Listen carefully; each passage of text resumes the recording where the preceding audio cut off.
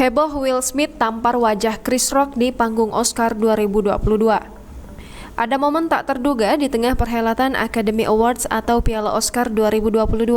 Komedian Chris Rock tiba-tiba ditampar oleh Will Smith di atas panggung Oscar 2022 yang dihelat di Dolby Theater, Los Angeles pada Minggu 27 Maret 2022 waktu setempat. Komedian Chris Rock tiba-tiba ditampar oleh Will Smith di atas panggung Oscar 2022 yang dihelat di Dolby Theater, Los Angeles pada Minggu 27 Maret 2022 waktu setempat. Dilansir dari Variety, Senin, dalam postingan video yang beredar di media sosial, pukulan itu dilayangkan Will Smith usai Chris Rock membuat lelucon tentang istrinya, Jada Pinkett Smith. Chris Rock didapuk jadi pembaca nominasi film dokumenter Oscar 2022.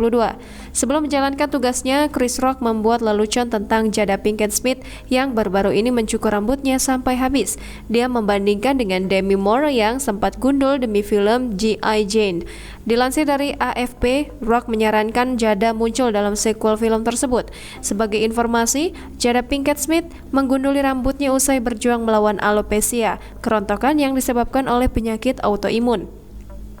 Will Smith yang duduk di kursi penonton sempat tertawa, namun tak lama dia berdiri dari tempat duduknya dan berjalan cepat ke atas panggung.